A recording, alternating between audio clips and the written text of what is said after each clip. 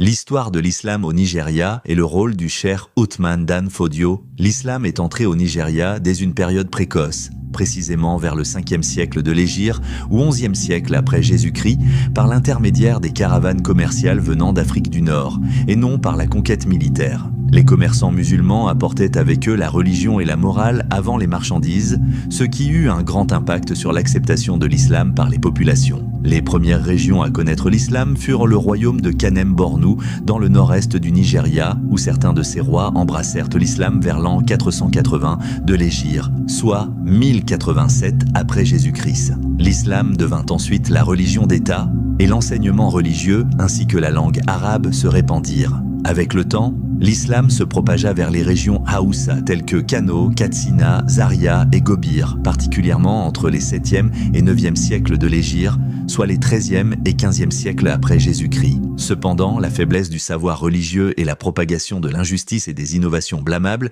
firent que de nombreux musulmans pratiquaient l'islam de manière superficielle seulement. C'est alors qu'apparut le rôle du grand savant et réformateur, le cheikh Othman Dan Fodio, né en 1168 de l'Hégire, soit 1754 après Jésus-Christ, et décédé en 1232 de l'Hégire, soit 1817 après Jésus-Christ. Othman Dan Fodio naquit dans une famille savante.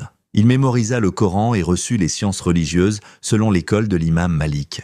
Il commença sa prédication pacifiquement, en se concentrant sur 4 aspects principaux: la rectification de la croyance, la diffusion du savoir parmi le peuple et les femmes, la lutte contre l'injustice et la déviation morale, et l'obligation pour les gouvernants d'appliquer la justice et la charia. Face à l'obstination des gouverneurs, Haoussa, et à leur persécution des adeptes de la prédication, Othman Dan Fodio proclama le djihad réformateur en l'an 1218 de l'Hégire, soit 1804 après Jésus-Christ, non pas par quête du pouvoir, mais pour établir la justice et protéger la religion. Ce mouvement aboutit à la fondation du califat de Sokoto en 1224 de l'Hégire, soit 1809 après Jésus-Christ, qui s'étendit sur la majeure partie du nord du Nigeria et des parties du Niger et du Cameroun, devenant l'un des plus grands États islamiques d'Afrique. Le califat s'appuya sur 4 piliers: l'application de la charia islamique, la diffusion de l'enseignement religieux, la création d'écoles et de mosquées, et l'encouragement de la rédaction d'ouvrages en arabe et en peul. Othman Dan Fodio